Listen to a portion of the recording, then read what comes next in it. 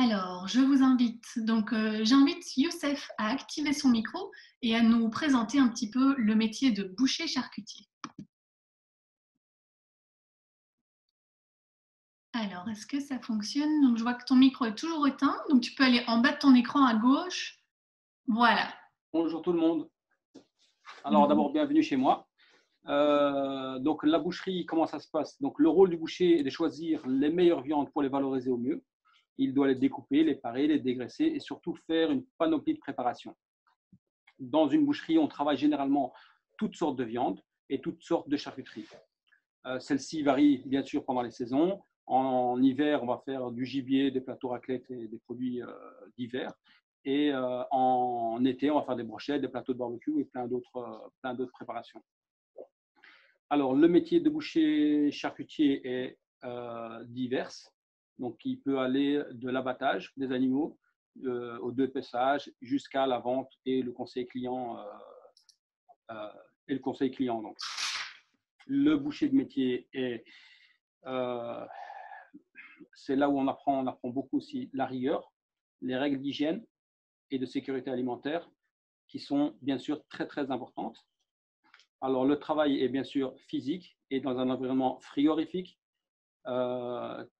C'est un métier où la créativité est un plus et où les femmes ont leur place. Donc de moins en moins, il n'y a pas beaucoup de femmes dans le métier, mais elles ont vraiment leur place dans le métier, elles apportent vraiment un plus. Il y a aussi donc, dans le métier beaucoup d'opportunités d'évolution. On monte facilement parce que c'est un métier en grande pénurie où il y a du boulot et il y a vraiment des opportunités de carrière et vraiment dans le long terme, que ce soit dans les grandes structures ou que ce soit dans les petites boucheries. Il y a moyen de faire carrière longtemps et rarement aller être au chômage. Alors, pour ceux qui voudraient se lancer aussi, il y a beaucoup de boucheries qui ne trouvent pas de repreneurs. Donc, il y a beaucoup d'opportunités de ce côté-là aussi. Donc, c'est un métier où on travaille en général de 6 à 14 heures ou de 12 à 20 heures. Ça dépendra dans les grandes entreprises. Il y a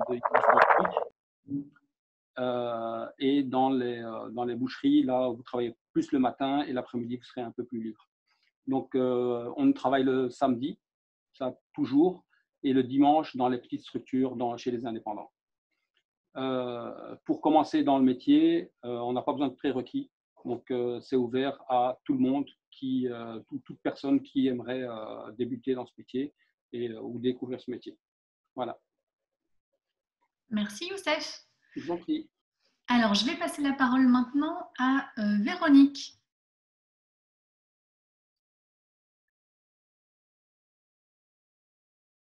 Alors, on ne t'entend pas encore. Voilà, c'est bien?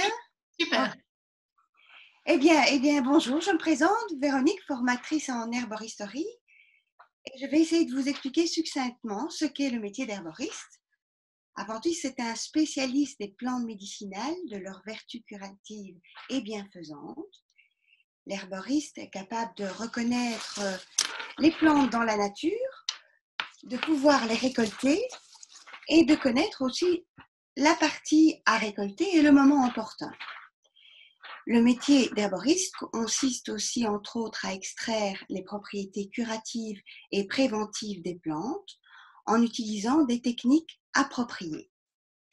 Enfin, en résumé, cette formation de 2 ans permet d'apprendre les vertus des plantes médicinales, leurs principes actifs, leurs propriétés et applications thérapeutiques et leurs contre-indications, puisque bien sûr, on sait que les plantes peuvent être aussi nocives si elles ne sont pas utilisées à bon escient. Les herboristes apprendront aussi à connaître un peu plus les personnes, à être à leur écoute, afin de mieux cerner leurs besoins, leurs demandes, ça c'est vraiment important, et de pouvoir ainsi leur donner des conseils professionnels et avisés quant à l'utilisation des plantes et de leurs remèdes. Alors, que puis-je dire encore? Ah oui, si vous êtes une personne allergique, eh bien, c'est vrai que c'est un métier qui ne vous est pas vraiment recommandé, qui ne sera pas très agréable si vous souffrez d'allergie. C'est un métier où on reste quand même la plupart du temps debout, où on aura quand même besoin de rigueur, d'hygiène et de propreté en travaillant les plantes, et d'une certaine connaissance en botanique pour pouvoir les reconnaître, en chimie pour connaître toutes leurs propriétés thérapeutiques et substances actives. Voilà, mais enfin plein de belles choses à découvrir. Donc, ben voilà, je vous souhaite d'ores et déjà une bienvenue dans mes cours d'herboristerie. Et en attendant, ben, écoutez, je vous souhaite bonne cueillette pour l'été et bonne santé. Au revoir, à bientôt. Merci Véronique. Alors maintenant, on va passer dans le domaine de la microbrasserie et je vois que Fabienne nous a rejoint. Donc Fabienne, je t'invite à réactiver ton micro et voilà, nous parler un petit peu de ce que tu fais. Bonjour. Donc moi, je vais vous parler du métier de chef d'entreprise en microbrasserie. C'est un métier, le métier de brasseur, c'est un métier passion avant de commencer, un métier de rigueur, un métier de création aussi. Pourquoi la création? Parce qu'un brasseur est amené continuellement à rechercher des nouveaux produits, à mettre au point des nouvelles recettes, à créer ces recettes, et aussi un métier qui évolue un petit peu dans le côté artistique pour tout ce qui est graphisme des étiquettes, des packaging, etc., qui est très important, ainsi que le support marketing. Comment va s'organiser une journée de brassage? Une journée de brassage normale se déroule plus ou moins entre 8 heures et 12 heures en fonction du matériel utilisé et de la complexité des recettes. Le brasseur commencera d'abord par concasser son malt. Il va faire comme ça toute une succession d'opérations. Après le malt concassé, il va le mettre dans une cuve pour commencer le brassin avec de l'eau chaude et l'amener à différents paliers de température pour transformer tout l'amidon des céréales en sucre. Ensuite, il va transférer dans une cuve de cuisson, il va transférer son brassin pour obtenir un mou qui va faire bouillir pendant 1 heure à 100 degrés. Et ensuite, ce mou, à 100 degrés, il va devoir le refroidir à 25 degrés. Donc, ce sont une succession d'opérations qui prennent relativement du temps, de façon à l'amener à température ambiante dans des cuves de fermentation où là, il pourra inoculer son brassin en levure de façon à transformer tout son sucre en alcool. Donc, il va transformer son mou en bière. Là, on sera encore sur une bière verte. Et puis ensuite, toutes les opérations de nettoyage de brasserie parce que, évidemment, on travaille dans un milieu de fermentation et on est dans l'alimentaire. Donc, entre ces étapes, il y aura aussi toute une série de mesures à effectuer, des mesures qui seront destinées à surveiller tous les paramètres de production et de la transformation du produit. Il y aura des relevés de température, il y aura des relevés de densité, il y aura des tests à l'iode qui seront là pour vérifier la bonne transformation de l'amidon en sucre, des relevés de volume, etc. Donc, c'est un métier de patience, comme on l'a dit. Donc, il faudra plus ou moins encore attendre 1 mois avant de pouvoir capsuler, embouteiller, capsuler la bière. Et puis, la laisser prendre doucement sa mousse. Et puis, lui laisser le temps de la maturation avant de la déguster. Donc, c'est dans un environnement un petit peu spécial que le brasseur va évoluer, puisque ces temps de cuisson à ébullition vont faire en sorte qu'il va se retrouver dans une atmosphère chaude et humide, où il devra porter des tenues qui sont préconisées par l'AFSCA, ou des tenues de sécurité pour les normes d'hygiène, où il sera régulièrement en station debout et aussi apporter des charges. Pour vous donner un exemple, pour faire 400 litres de bière, le brasseur sera amené à porter plus ou moins 5 sacs de 25 kg de grains. Donc, il y a un poids aussi qu'il faudra assumer. On a compris que c'était un métier de patience, mais entre-temps, le brasseur, il ne fera pas rien, puisque s'il est chef d'entreprise, bien, il devra gérer son entreprise, tant par les aspects financiers que les aspects comptables et administratifs. Il devra maintenir ses certifications AFSCA, qui est un prérequis, puisqu'on travaille dans l'alimentaire, donc on est obligé d'être certifié quand on est brasseur, du moins quand on vend au public. Il devra remplir aussi ses obligations en matière des douanes et accises, puisqu'il vendra de l'alcool, donc il y aura toutes sortes d'obligations de douanes et accises à respecter. Entre-temps, il devra promouvoir ses produits, donc il devra effectuer des dégustations en magasin, il devra participer à des salons, il devra participer à des foires, il devra prospecter sa clientèle, il devra faire du marketing, de la vente et toutes les livraisons qui vont avec. Il devra aussi avoir un esprit technique, connaître la technique au niveau des machines, avoir un plan d'entretien, pouvoir faire des réparations, aussi comme il s'agit quand même d'un métier de transformation de produits, il devra quand même avoir des bases en chimie, mais enfin des bases relatives en chimie, et puis il devra faire toutes ses commandes, évidemment, matières premières, bouteilles, etc., étiquettes, supports publicitaires et les ingrédients. Et voilà, comme vous avez pu le constater, être brasseur, c'est un métier de passion, un métier de patience, un métier de rigueur, un métier de création, mais aussi, on est en Belgique, un métier de tradition. Merci. Merci beaucoup, Fabienne. Alors, j'ai reçu une première question que je ne pense pas que vous voyez. Donc, ça concerne les herboristes. Alors, c'est Sophie qui nous demande quels sont les débouchés hors herboristerie. Donc, Véronique, là, tu sais peut-être nous aider? Il faut juste réactiver ton micro. Quand on tel juste herboristerie, magasin d'alimentation naturelle, magasin bio ou herboristerie, c'est ça qu'elle entend? Alors, j'ai pas beaucoup plus d'infos, donc Voilà. oui, elle met oui. Bon, ben, c'est vrai que maintenant, il y a de plus en plus de petites sociétés qui commencent à s'établir en cosmétique naturelle, en préparation de plantes médicinales, dans des petits labos de préparation médicinale. Moi-même, j'ai travaillé dans le temps dans un laboratoire artisanal druidique où je préparais, où j'ai travaillé pendant 25 ans quand même là. Il y a dans le conditionnement des plantes médicinales, que ce soit les huiles essentielles, que ce soit les teintures mères. Oui, il y a plusieurs sociétés qui produisent des plantes médicinales, grosses ou petites, à travers la Belgique, oui. Ou alors, il y a la récolte. Mais la récolte, là, c'est vrai que ça se fait plus à l'étranger, quoique de plus en plus en Belgique, on trouve de la culture à grande échelle, dans les Ardennes, par exemple. Voilà, pour la récolte et la culture de plantes médicinales, oui. Alors, il y a encore des visites guidées.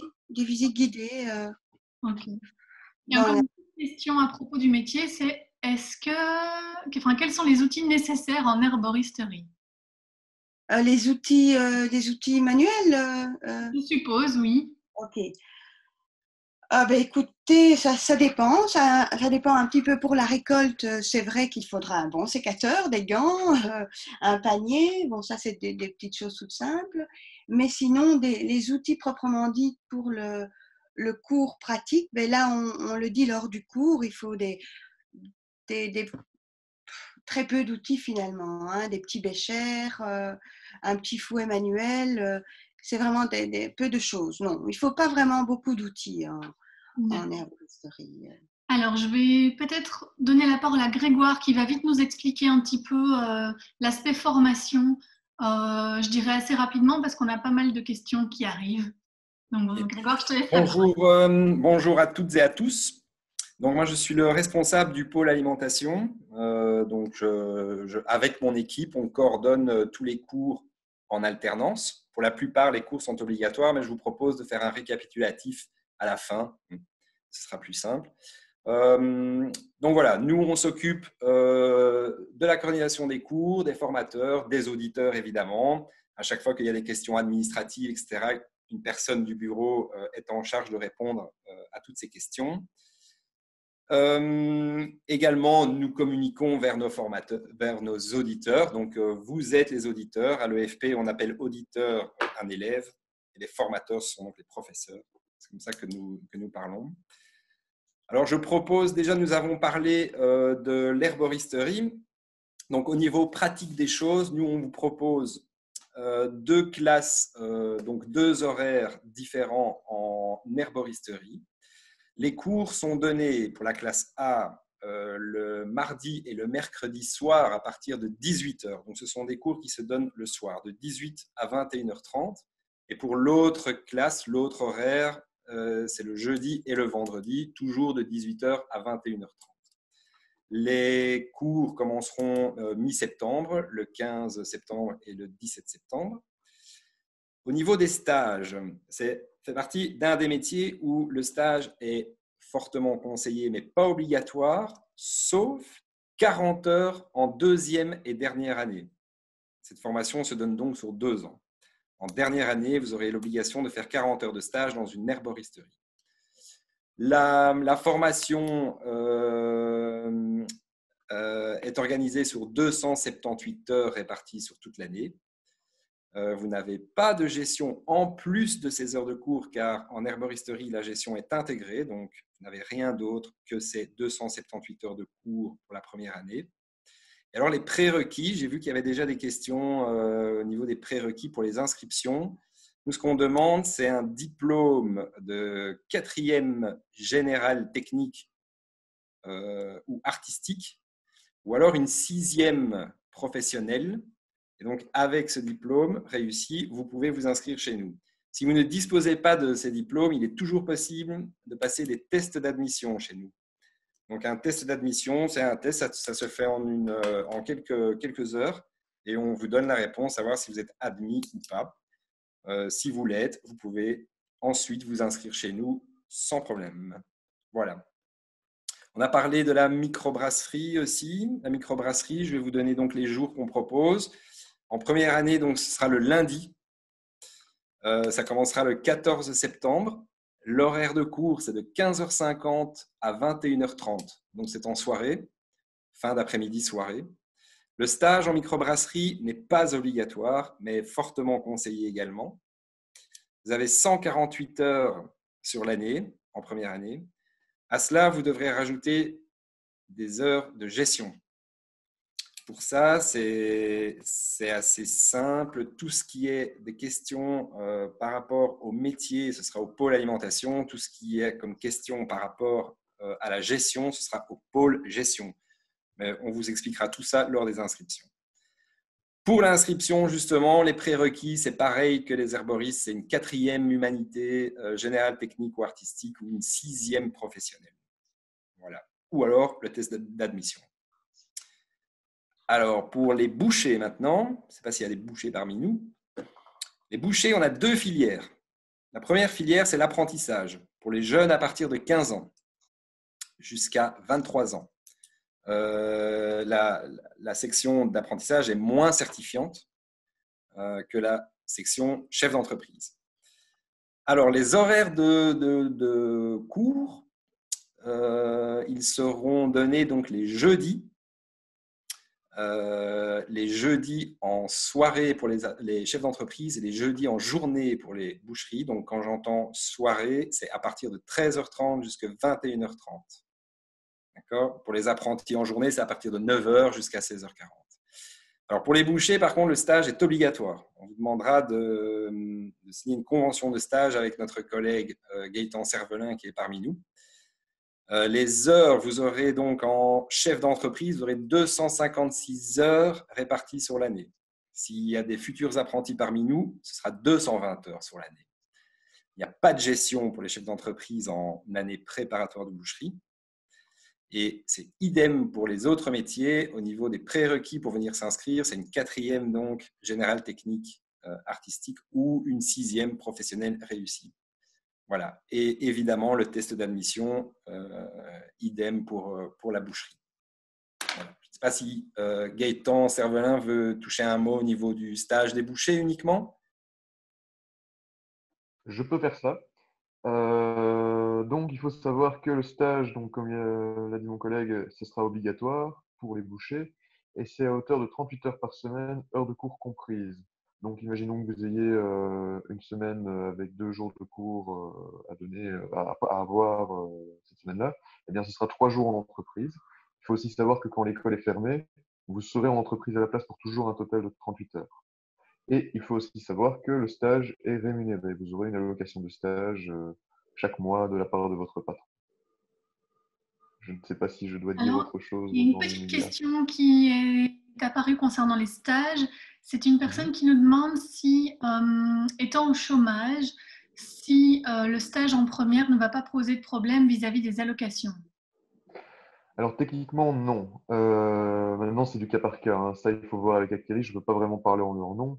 Mais il y a beaucoup de cas où la personne introduit une demande de dispense auprès d'Actiris. pour pouvoir continuer à toucher le chômage malgré le fait qu'elle touche une allocation de stage. Donc, imaginons, cas pratique, le chômage est à 1 000 euros pour avoir un chiffre rond. Vous touchez 400 euros de l'allocation comme allocation de stage, et bien Actiris vous reversera 600 euros pour toujours atteindre le 1 000 euros. Bon, voilà, cas pratique, hein, cas vraiment un exemple. Mais ça, c'est du cas par cas. Il faut vraiment faire la demande de dispense auprès d'Actiris lorsque vous avez trouvé un stage. Ok. Alors, il y avait quelques questions ici, je vois. Il y a une personne qui pose une question en anglais. Alors, moi, je la comprends, mais il faut savoir que c'est quand même préférable. Les cours se donnent en français. Hein. Oui. Il ne faut pas l'oublier. Alors, tout le monde peut suivre les cours, hein, même si vous ne parlez pas français, mais il faudra que vous mettiez à niveau alors pour le français, parce qu'on ne donne pas de cours en anglais, on ne donne pas de cours en français et en anglais. C'est en français. Alors, il y avait aussi le nombre d'années. Il y a des personnes qui demandent le nombre d'années. Donc, je vais reprendre les 3 métiers qu'on présente aujourd'hui. La boucherie se donne en 3 années, que ce soit en chef d'entreprise ou en apprentissage. La microbrasserie se donne en 2 années.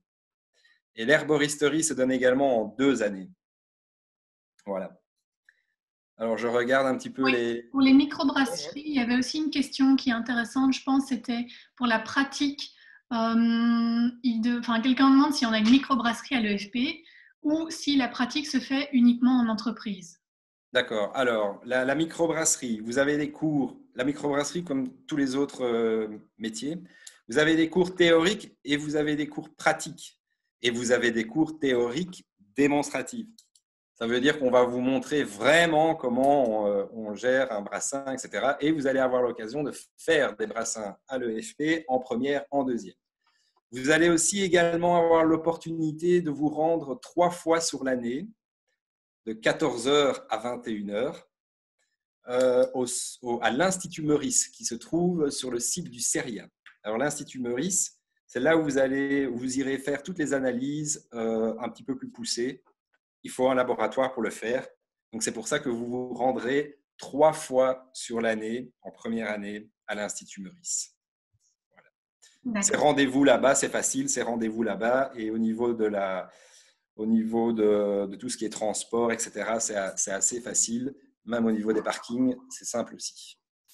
Ok, alors toujours concernant la microbrasserie, je vais peut-être demander à Fabienne de nous éclairer au sujet d'une question qui y a quelqu'un qui demande donc si la formation donne aussi un accès et un savoir concernant la fabrication de boissons non alcoolisées. Alors, sur les boissons non alcoolisées, non, ce n'est pas prévu au programme.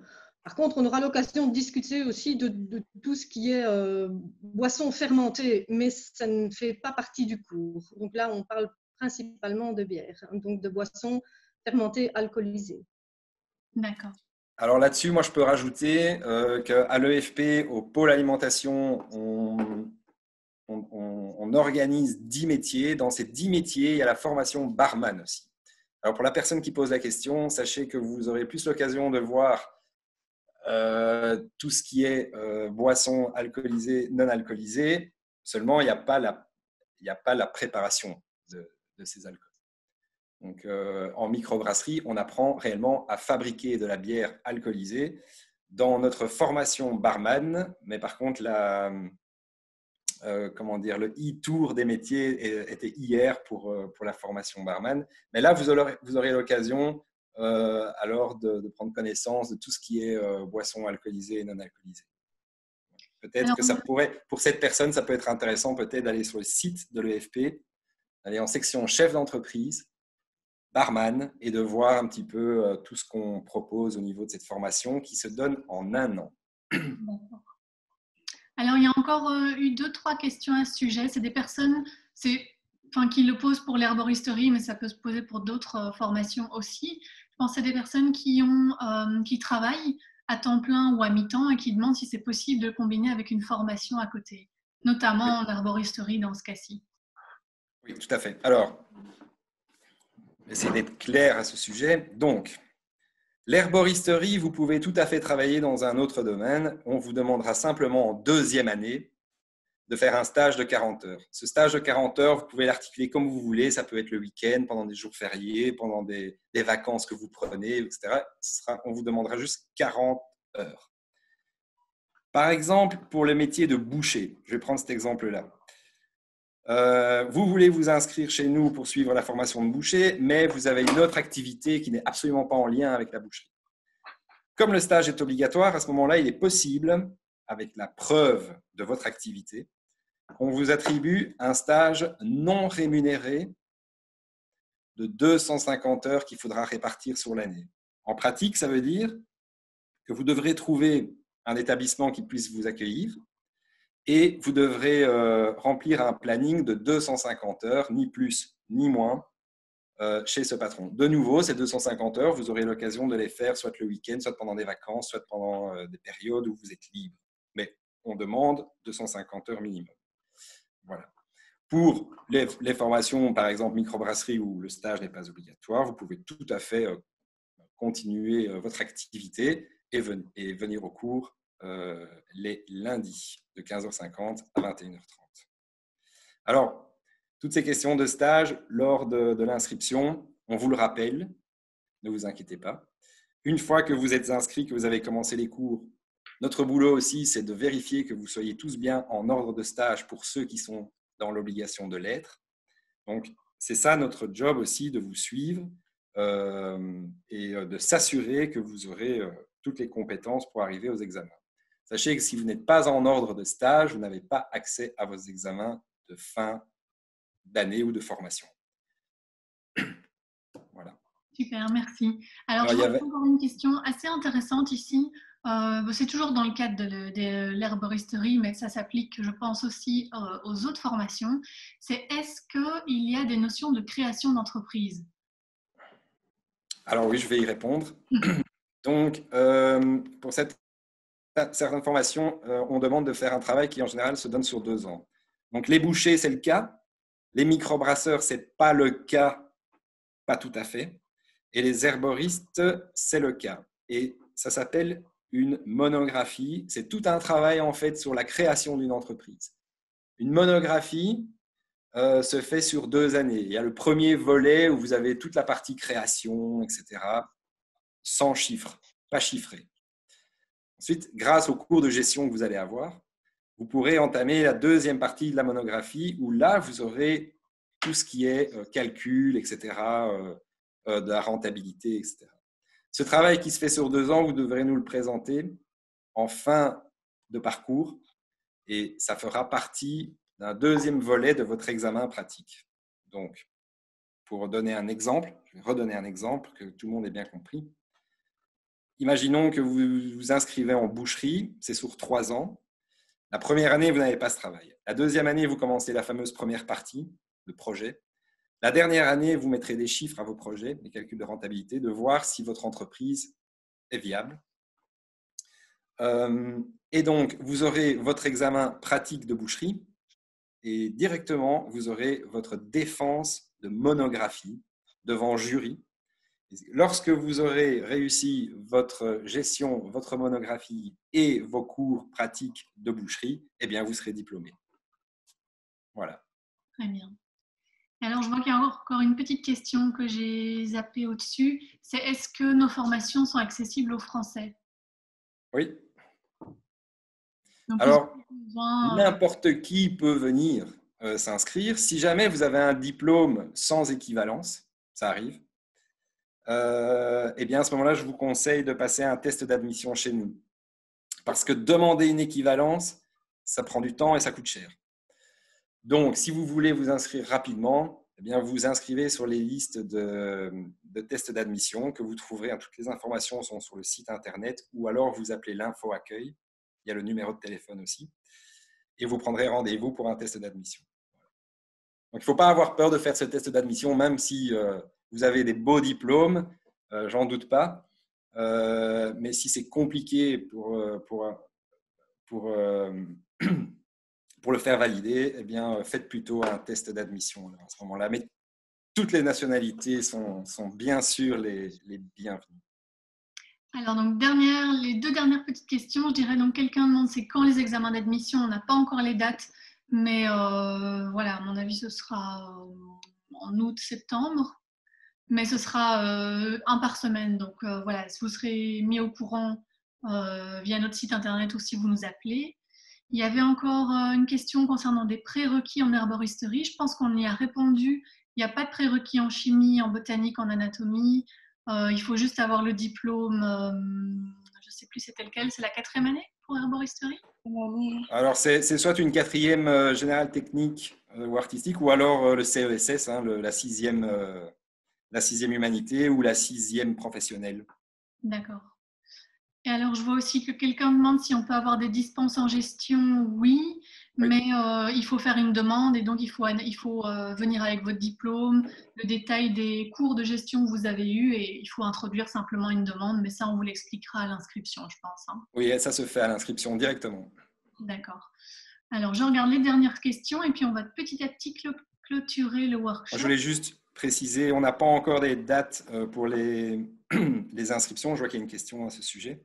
Ouais. Donc, les inscriptions sur rendez-vous seront communiquées d'ici peu, à mon avis. Ce sera probablement à partir de la mi- ou fin mai. Alors, il faudra prendre des rendez-vous parce qu'on va vous recevoir un par un dans nos bureaux pour limiter le croisement des gens. Et je peux déjà vous dire qu'il y aura beaucoup de chances pour que vous devez être munis de gants et de masques. Gants, peut-être pas forcément, mais masques, oui. Ouais. Alors, dernière question, enfin, je dis toujours ça, mais c'est parce qu'elle tombe encore. Et on nous demande est-ce qu'il y a des nombres limités d'accès aux formations? Oui, alors il y a des métiers où il y a beaucoup plus de succès que d'autres. Ici, la microbrasserie, tout le monde veut faire de la bière et tout le monde veut faire des pommades à base de plantes. Donc, oui, il y a des limites d'inscription. Le nombre d'auditeurs par classe est de 16 pour la microbrasserie et 25 pour l'herboristerie. Lorsque nos 2 classes seront complètes, les 2 premières en microbrasserie et 2 premières en herboristerie, alors on met en place une liste d'attente. Voilà. Qu'est-ce qu'on fait avec cette liste d'attente? Si jamais il y a des auditeurs qui finalement abandonnent, ne viennent pas en tout début de formation, donc on les contacte pour savoir la raison pour laquelle ils ne viennent pas. S'ils décident d'abandonner, alors on va chercher dans la liste d'attente et on peut vous attribuer une classe. Alors, il se peut que ça n'arrive pas, que personne ne se désinscrive. Donc, à ce moment-là, vous êtes sur la liste d'attente, vous êtes prioritaire pour l'année d'après. Voilà. Mais effectivement, les premiers servis, c'est mieux d'être le premier servi parce que ça va vite. Lorsqu'un métier est complet, on l'indique aussi sur le site internet. Donc, regardez peut-être avant de venir ou avant de prendre rendez-vous s'il y a encore de la place. Si vous prenez un rendez-vous, d'office, votre place est maintenue. Donc, si vous prenez un rendez-vous, si vous appelez fin mai pour prendre un rendez-vous au mois de juin, sachez que si on accepte votre rendez-vous, c'est parce qu'il y a de la place. Donc, si vous prenez rendez-vous, on ne va pas vous dire « Ah, désolé, mais il n'y a plus de place » le jour où vous venez à l'inscription.